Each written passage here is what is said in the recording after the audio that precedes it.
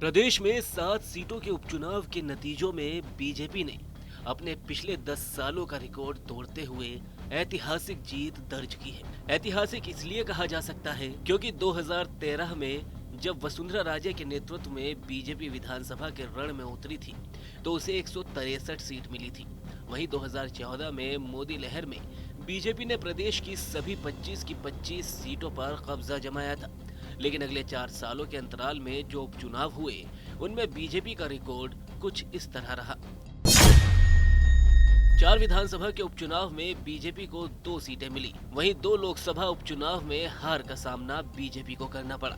2018 के विधानसभा चुनाव में बीजेपी को प्रदेश की सत्ता गंवानी पड़ी, लेकिन 2019 के लोकसभा चुनाव में रिकॉर्ड बरकरार रहा। लेकिन ये रिकॉर्ड उपचुनाव में भी बरकरार रहा, जहां बीजेपी को एक बार फिर जितने भी उपचुनाव हुए वहां हार का सामना करना पड़ा। 2018 से लेकर 2023 तक प्रदेश में 9 विधानसभा सीटों पर उपचुनाव हुए।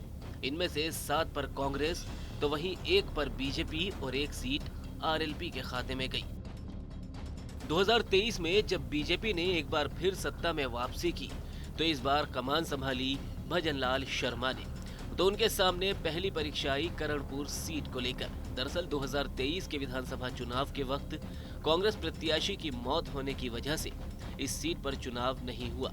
इसी बीच 3 दिसंबर को आए नतीजों में बीजेपी को बहुमत मिला, जिसके बाद 15 दिसंबर को मुख्यमंत्री पद की शपथ हुई।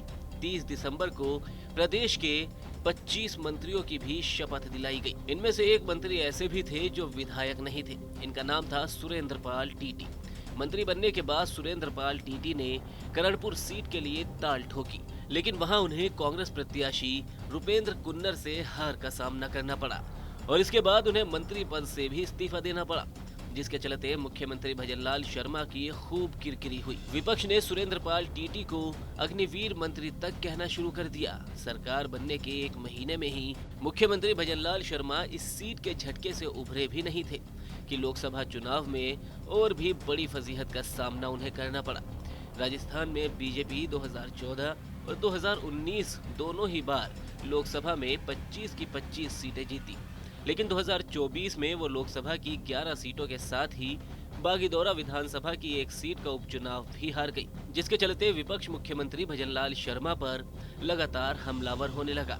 अब जब 7 सीटों के उपचुनाव का ऐलान हुआ तो ये सीधे सीधे मुख्यमंत्री भजनलाल शर्मा के लिए बड़ी चुनौती माना गया। लेकिन इन 7 में से बीजेपी ने न केवल अपनी सीट सलूम्बर बचाई, बल्कि पायलट और बेनीवाल के गढ़ में भी सेंध लगाते हुए 4 और सीटें छीन ली, जिसके बाद अब भजनलाल शर्मा की तारीफ चारों तरफ हो रही है।